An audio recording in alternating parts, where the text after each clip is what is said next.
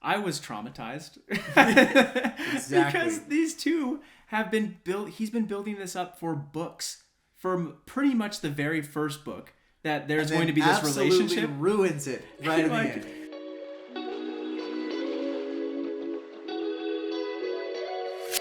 Hey everyone, well, welcome back to Marty and Jaden versus Books. I'm Marty and this is Jaden, and today is the release date of Christopher Paolini's Murtagh book, and it is the first book he's releasing after I don't know how many years. It's got to be a lot. Well, the last I read these books was on an internship in Dallas. I was listening to them on Audible while I was playing like some sort of Jewel match game on my phone. Like I remember it distinctly, yeah, because I would do it every night. I would listen to it. Was that the first time you'd listen to the books? I listened to them all back through again for the release of the newest book, so it would like make sense. Yeah, for Inheritance? Yeah. So I knew it would be around, it was around that time somewhere, but we went back through it and I read them all and it was really, really fun. No, that's pretty cool. Yeah, I remember it's been so many years. When did these books, they first came out in 2000s at least? I'll find out. Yeah, well, while you're looking that up, I remember I first read these books back in, I think it was 2008 for me when I first found these books. Wow. Yeah, and I was in junior high school, and these books were actually the books that got me back into reading. I loved these books. I found them as fantasy that was just fantastic. Fantasy-tastic. But they were great. I felt like they were really intriguing. I loved the magic systems, and I loved all the characters and everything. So they were great. Eragon, the book, was released in 2002. 2002. Wasn't he like 18 when he wrote these books at first? Oh man, now you got me Googling all kinds of stuff. You don't have to look this one up. Actually, I'm pretty sure I do know this. So he was 17 or 18 when he first wrote these books, and he was a sensation. Did you find out? I don't know how old he was, but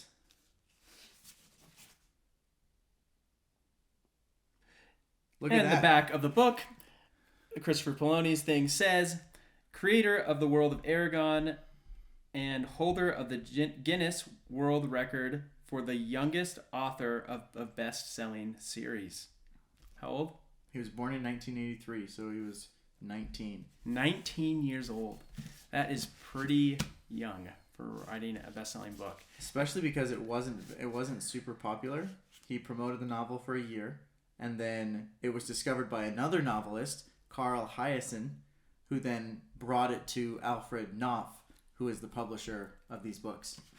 Wow. Yeah, interesting story actually. Yeah, I didn't know that. I'm glad I looked that up. Yeah, that is pretty cool. Yeah, that's a pretty amazing.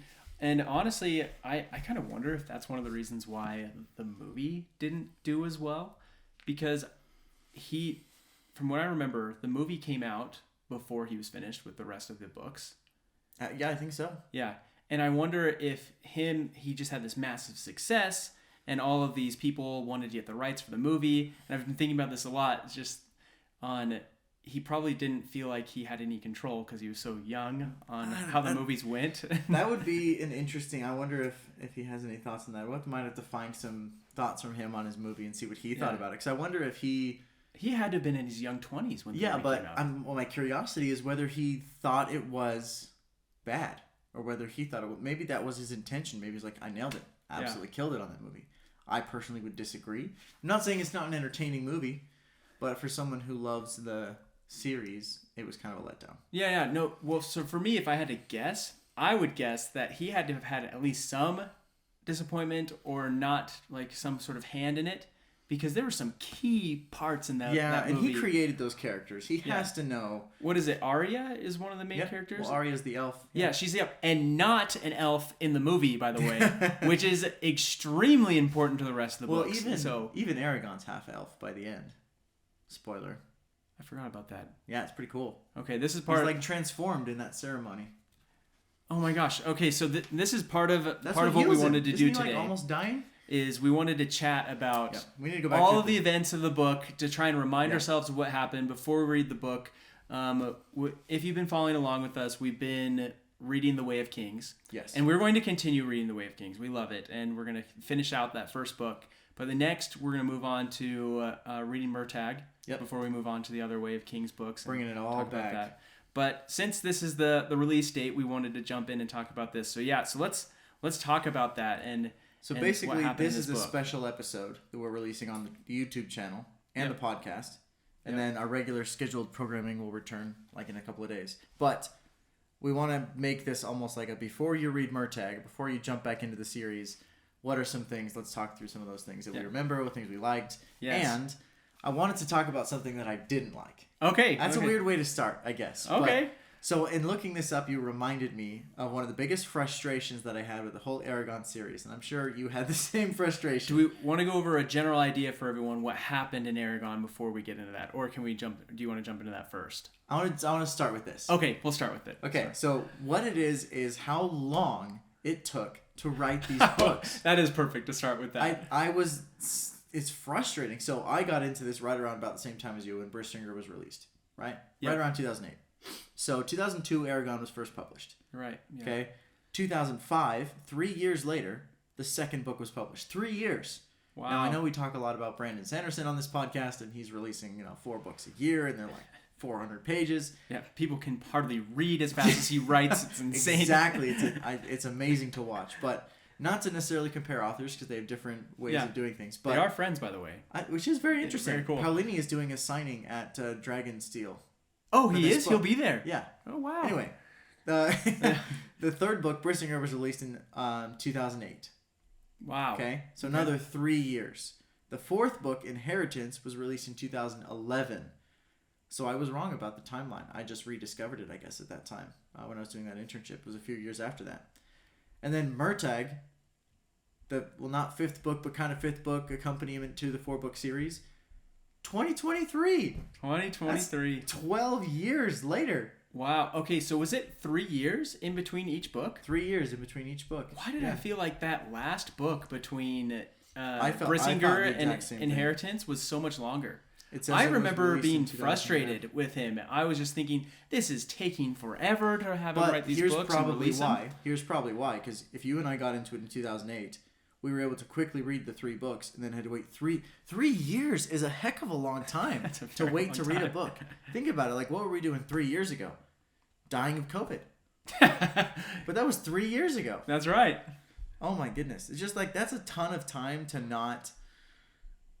just be waiting for something to come out and just not getting any information or not getting I just remember being frustrated. I know, and I think, man, now I'm going to make up stories because I thought I rememred this, but at the time I was convinced that one of the reasons why it took so long, and now that I hear that the timeline's like 3 years each time, so maybe this isn't true, but I thought that I'd heard that he was having a hard time knowing how to conclude Inheritance and how to do those books, and maybe he's getting a little bit burnt out. Right, he started at 19 years old. That's not wrong, though. That's not wrong, because I know there was originally supposed to be a trilogy. Oh, yeah. But then sometime, I think when he was writing the third book, he's like, I'm not going to do it in 3. I had to do it in 4. And that probably... So everyone was like expecting the series to wrap up. Yep. And it's like, if he's telling everyone, hey, guys, I have all this content. I'm going to put it into third and a 4th book. Yeah. Then you got to assume the content's at least in his head that he can write. And it's not going to take him 3 more years to do so. Oh, yeah, and so you think that just burnt him out just by thinking, I've only got one more book to go. Then he's like, oh, man, I've got to write another one. So. Not to rag too much on Paolini, and I hope he doesn't see this before the book signing in Orem. Where we go to and totally fangirl over him. But exactly. Interesting characterization. So anyway, that was what I wanted to start with and how long it took for those those books to be released. Yeah, well, I think it... Yeah, the last thing I want to say with that, and this... Oh, man, we'll have to jump into this a little bit later, too, when we get to this part. But I thought that one of the reasons why he had a hard time writing that last book is because I feel like he completely overpowered Galbatorix and didn't know what to do about it. I read the ending to that book, and I'm like, oh, man, he accidentally made his villain too powerful. And he didn't know what to do about it. Exactly. And it was pretty funny. He has all the dragon hearts. He has all the gems that are powered gems. He has everything. Literally unlimited power. And I felt like he painted himself into this corner and just like, oh, shoot. Like, what do I do? That's why Brandon Sanderson was talking in that live stream about progressive fiction or progressive fantasy where people are just leveling up too much and...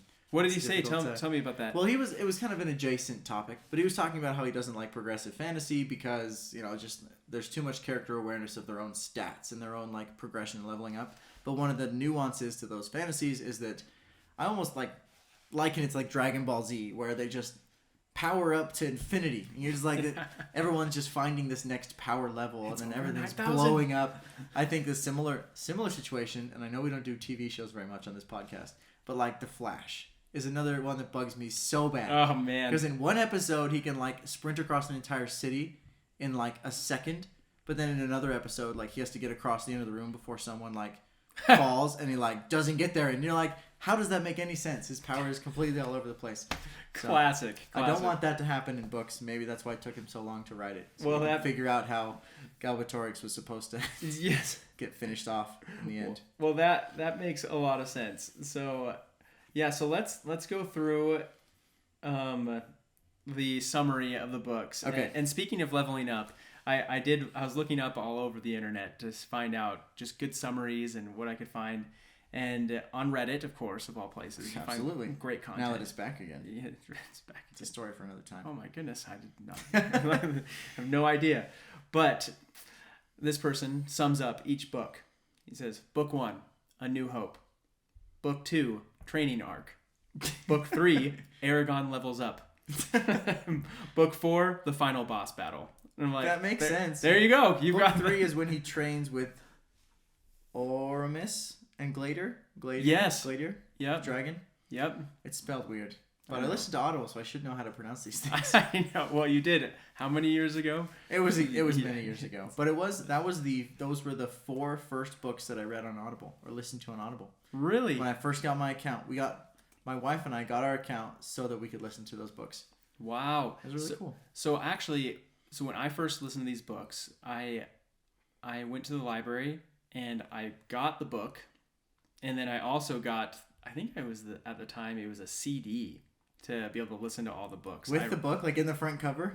Well, I rented both at the library. I rented the audiobook and the actual book. So you've been doing audio and reading since you started. Because that's what you do now. I do, yes, but I don't do it at the same time anymore. I just did it at the same time. I was doing it at the same time back then. I can't remember why. I think it was just because I loved the way that they I loved hearing the audio of it all, and probably immersion is like what you're talking about.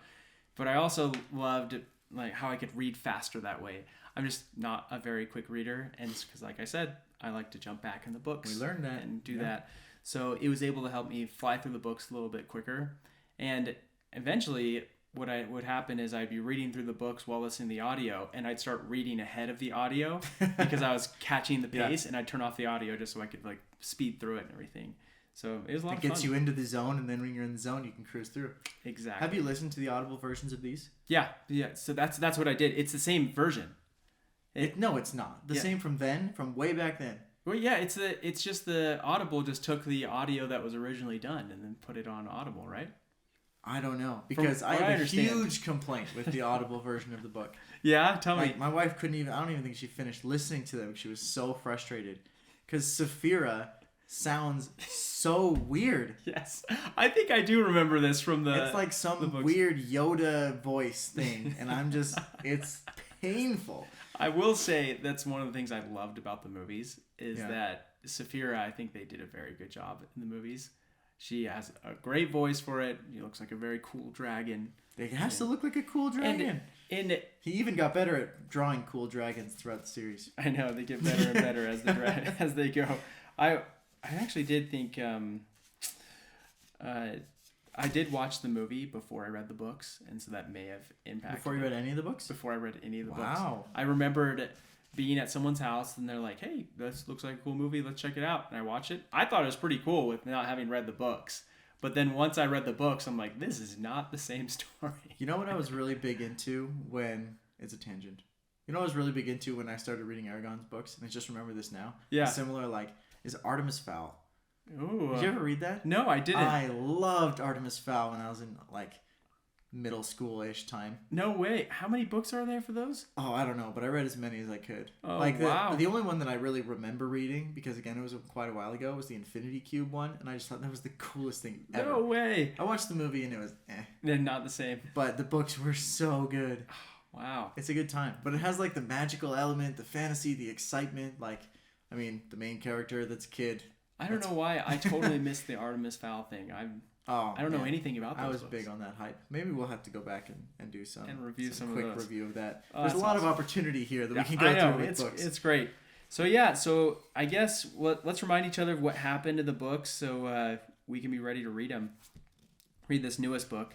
The first thing I will say though, this book, it's really, I loved on the inside of this cover. So the first thing that it says is that Murtagh is the perfect book with which to enter the world of Eragon for the first time, or it's been 12 years to joyfully return. So I know, right? It's He's like, gonna have people that have been born since he released his last book. That really be reading this? Well, especially since it's like what do they call it? Is it a teen fiction or is it young adult? Like, I hope it's not teen fiction. That doesn't sound like a book I should be reading. Well, it's great stuff. I'll read stuff that's for younger audiences, but. Yeah. So anyways, the first book, Eragon, from what I remember, is he finds an egg, and it turns out to be a dragon egg. Yes. He is raised by his uncle. Mm-hmm. Is it his cousin, too?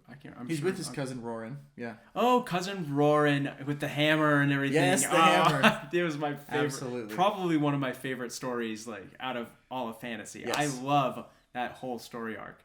Then there's Brom. Yes. The storyteller. Brom comes in as like a traveling storyteller. From the very beginnings of the books. Yeah. Yep. But he doesn't live with them. No. Kind of just, yeah. No. And from what I remember, in the first book, his whole house gets attacked by something that's supposed to be kind of like an orc, but it's not. What is it? Kind of is, though. Yeah. I don't know what they're called. No, Orgles. Urgles. Oh, I was close. I think it's an Urgle. Okay. Yeah, that sounds right. House gets burnt down. He goes on his adventure, ends up with Brom. Well, he goes with Brom to try and get revenge, right, on whoever attacked his city. You're going to have to remind me of this part. I think we can probably skip through that. So he goes on this adventure with Brom. Yeah. And in the process of that, he's learning about magic. He's learning about the ancient language. He's learning about the whole dragon rider concept. And the ancient language... Oh yeah, so this is one of the things I actually really liked about the books, the whole magic system. Yeah. And so this is when you get introduced to the magic system that... And how it works. Yeah, how it works. That it's just Elvish language, which as you speak the words, it's the magic for whatever the word like applies to the word. Right? It's like the true name of whatever element, like fire or thing. Or yeah, things like that. And so it makes fire, and then it draws on your own strength, and so it's not limitless. It requires energy from you, from the person who's performing said magic, to like do anything. I think that's so cool. Oh, fascinating. Yeah. So that's what he learns at the beginning. That's his first introduction to the language, to the magic, to all that stuff. And I will say that's the biggest thing that drew me to this books when I first read them. And he gets his first sword as well. Yeah. And what I want to get into that because I loved that too. But I just loved that about the magic system because I'd never read a book like that before. I'd come from Harry Potter beforehand, where they're just trying to come up with every magic spell that they can think of, and everything just kind of works. Yeah. But this was leaning more towards a hard magic system versus a soft magic system, where the rules are more set. And so, Harry Potter, you've got limits, or you're limitless. But in a book like this, you've got limits. You can't just lift a whole mountain just because you said something. Or it'll kill you, because it'll kill you because you use too much energy. I love that. Then they get into the whole thing of what's the easiest way to kill a man with using just magic. It's like, well, there's this tiny nerve in your brain, and it just takes like a pinch of a finger to do it. And so you could kill thousands of people at the same time. But it's all about that training that he gets to go through with Brom, and then again later with the Warmere. Yeah, that's right. So you said he gets his sword. He gets one sword, a sword, not his, like not Brissinger. Okay. But he gets a sword from Brom. I think it's Morzan's old sword that Brom took when he killed him. That's right. But we find out later that Brahm is Morzan. No. Whoa, no. Brahm is his dad. His dad. But he has a name for his dad. It starts with an M. Morzan is not his... Morzan is Murtagh's dad. Murtagh and Eragon are brothers. Half-brothers. They share the same mom. Yes. Oh my gosh. You got okay. Well, this is what we're here for. So Morzan and Eragon's mom, whose name I always forget, lived in the Spine with Galbatorix. Because Morzan was the bad dragon rider. Yeah. He was the one who, essentially betrayed all the other dragon riders, as far as I can remember. So he was bad, pretty evil. He had a son named Murtagh. And glance at the book to yes, but then Brahm comes by, and for some reason, Eragon's mom really likes him, and ends up having Eragon. Really? Yep. Oh my gosh! But that's why she leaves. So that's why she leaves. She leaves with Eragon. She takes him. So while she's pregnant, she leaves and goes to. Starts with a C, where Eragon's born. Anyway. Carver Hall. Carver Hall. Is it? It's not Carver, it's Carva. It's Carva Hall. But she goes there, she has Eragon there, and she leaves him with his uncle and aunt. And that's why he grows up there without his mom, because his mom goes back with Morzan and Galbatorix. Wow. And then Morzan trains Galbatorix to overthrow all the dragons. They work together. Right. Yeah. Well, this makes a lot more sense. And they basically destroy the Dragon Riders' entity. They destroy their homeland. They destroy everything. They bring in all the dragon hearts and dragon eggs. They consolidate everything into Galbatorix's reign, which is why he becomes so powerful. Right. So they've established the main enemy, Galbatorix, Morzan. There's a name. Oh man, there's a name for their gathering. There's 12 or 13 big guys who betrayed all the other dragon riders. I'll believe you. I make sense. I can back. remember it, but it's all I don't remember the name. Is what I'm trying to say. So that happens, and then Eragon goes through, like you mentioned with the books, he goes through his training and all this stuff. So first book really is discovering all of the existence of the ancient language, the magic, the swords, the dragons. Yes. You're learning a lot. Essentially, A New Hope, because he finds Ben Kenobi and exactly. He trains him to be a Jedi. Doesn't get to finish his training because he gets killed by the bad guy. Yes. So book 2 is Eldest, which coincidentally is basically the exact same thing as Murtagh, because the eldest is Murtagh, the eldest brother. Yes. Yep. So that's when you introduce him, and they had a big battle. It was a big deal because you do meet Murtagh in that first book along the way. Yes. And then he gets captured, he helps them, doesn't he? Yeah, you think he gets killed, and he really does like Eragon, and they're friends, and they're trying to help each other. But then he doesn't come again until the end of that second book, and he's working with Galbatorix. By the time he comes back, I wonder if it's because he was helping Eragon that he gets because he's been tortured and stuff. He's being tortured in the second book. He doesn't have a dragon in the first book. No, he doesn't. So he goes back, gets tortured, whatnot, and then bonds with his dragon in the second book and comes back. And that's when he's thought he was dead. He came back with a dragon, but now he's sworn allegiance to Galbatorix. So he fights against Eragon and wins. Yeah, Yep, I do remember that. And takes the sword. Yes. That's the sword. That is the whole Darth Vader moment with I am your father, I'm your brother. But I think the sense through the whole series is that Murtagh's not really evil. Yes, well, he was one of the reasons, terrible situation to a terrible person and has sworn loyalty to someone who's taking over the kingdom. Well, yes, and the other big thing too is that Galbatorix knows his true name. Yeah, well, that's how he gets him to do all the allegiance and stuff. Yeah.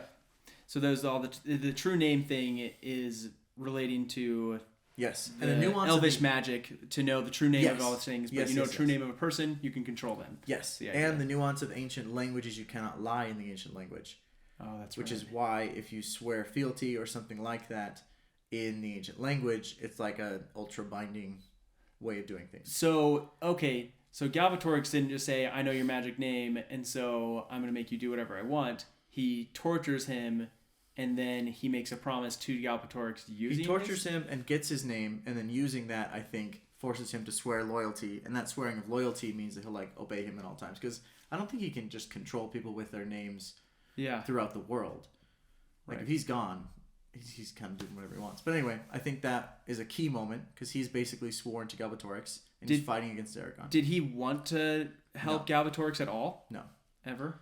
I mean, you don't really hear. I'm hoping we learn a little bit more about that in here. Yeah. I don't feel like you hear a ton about what those conversations were like. He seems to be a good guy. He helps Eragon at the beginning. He doesn't kill him when he beats him in the second book. He helps Naswada as much as he can. Don't they like each other by the end? I don't remember. They might be. No, they do. They do. Things are. I think things were repaired by the end. So I think he, in general, is a good trying to be a good person, just born into a terrible situation and has been dealt like a terrible hand. And that second book is all about Eragon trying to get in. It's the Varden. Varden. Mm-hmm. The Varden. To to work together with them. It's that rebel group that is fighting against Galbatorix, and they're all inside that huge cave of a mountain, basically the Mines of Moria. Basically. Yeah. I will say this is one thing that I love. It's funny because a lot of people elves, say dwarves. It's very similar. Very similar to that. Well, a lot of people rip on these books and they're saying, "Oh, it's just Lord of the Rings or just Star Wars and stuff." But honestly, that's what I loved about it when I was younger. I'm like, this is the greatest thing ever, because I had always dreamed of when I was around that age before I found these books. I'm like, I need to write a book that combines Lord of the Rings and Star Wars. And then I found this book and I'm dragons. Like, this is perfect. And it has it. I mean, even down to, like, we already talked about the similar storylines between Star Wars and these books and Lord of the Rings, and even their swords are different colors, like different lightsabers and everything. I just thought it was pretty mind-blowing for that. But anyways, so book 2, they do the resistance, and then we get to book 3. I think he trains a lot in book 2 with the Varden.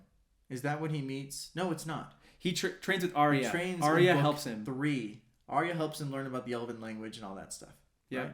But then book 3 is when he trains for real with the other dragon. And it's the cranky old guy. Yeah, doesn't really want to be training. Makes him super powerful. With his super gold dragon. And yep, exactly. They're just super strong. They just beat him up. And then they're like, well, that's why you're not good enough. Yeah. But then they have that super cool moment where he has to go out into nature and think about all the different life and animals. That was one of my favorite moments. I don't know why I remember that. Such a good scene. Those are still some scenes. He has to feel the energy around him, and that's when he teaches him. But he doesn't teach him till after that you can take their energy. Yeah. And then you take their energy and it kills them. And and doesn't he force him to do it once so he knows what it feels like? Yeah. And he goes into the mind of like a plant and then takes the energy and kills it. So it's like almost like he had died. Was it an ant? And it might have been an ant, but like it's the concept of like you're killing that thing as you take its energy, and you feel that death because you're connected to it. Yep. Wow. And I forgot about that. So you could use that energy, because they do this in battle for dying horses. They would just pull the energy from it to use that, because they feel like that's a good way to... That's probably a great way instead of like shooting a horse. But that's also when he learns about the fact that you can pool energy into certain things, like gemstones. Yes. And specifically like the gemstone in the hilt of a sword or in a belt and all those things. You can store energy for later use. Yeah, and so this whole magic system is actually one of the things that I love most about this book. And this is the thing that I tell people most about and think about a lot, actually, is just the whole magic system and the wars and the fighting, how people can be in battle and be fighting each other with the swords and hand-to-hand combat, but they're not going to all just die in the snap of a fingers by all the people who are using the magic, everything, because of the whole game of it all. Because what's going on is you've got one person who's doing the magic here and another over there, and they put wards over their armies. It's more and like protect chess each other. than you would think. It's a lot more like a chess match, yeah. And I just love that whole idea, because now, yes, you're doing the battle on the ground to see if you can win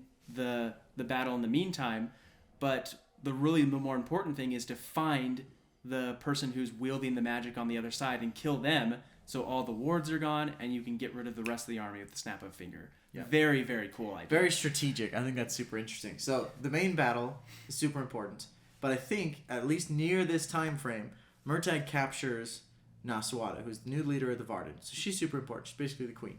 Okay. So she gets captured and taken to Galbatorix in his, I guess, lair, his castle, whatever. Okay, so this is like a Bowser Princess Peach thing? Yes, yes. Okay, basically Mario. Okay, I completely forgot about this. So he captures Naswada, tortures her, Okay. That's when Murtagh and Naswada wants her to marry him. No.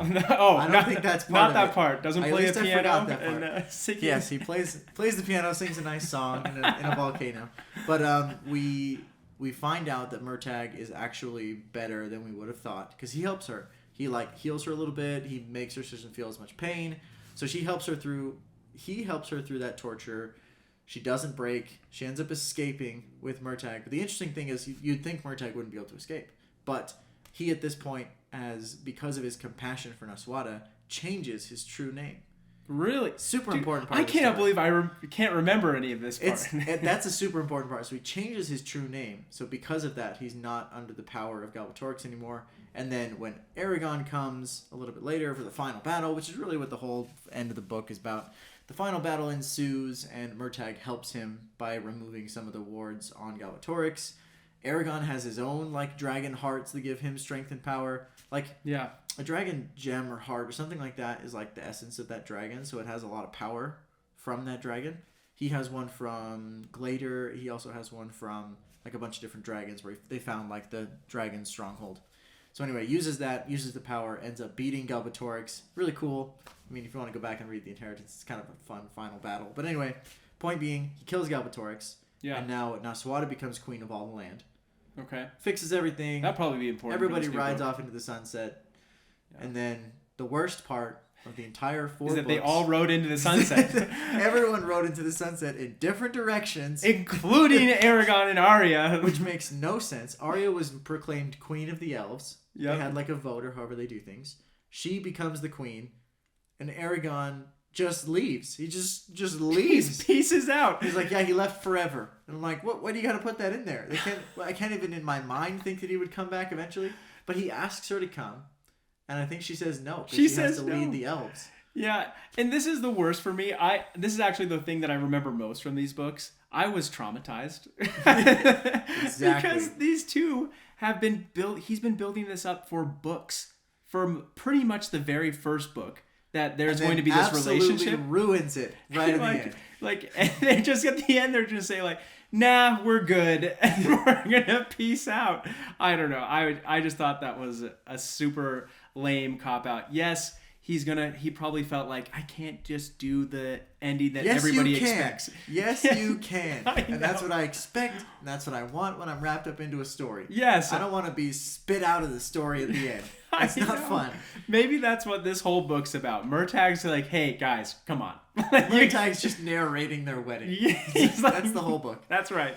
Well, we haven't read it yet, and that's our plan. So we're finishing up Way of Kings, which is our current series on the podcast. We'll finish that up, and then we will definitely dive into Murtagh, read the book, give our review and analysis, and add as much fun color as we possibly can to the book. Yeah, but that's our plan. I think it should be a lot of fun. We're excited when we get to that, so definitely tune in when we get there. Enjoy reading the book in the meantime, and we'll catch you when we get there. See ya.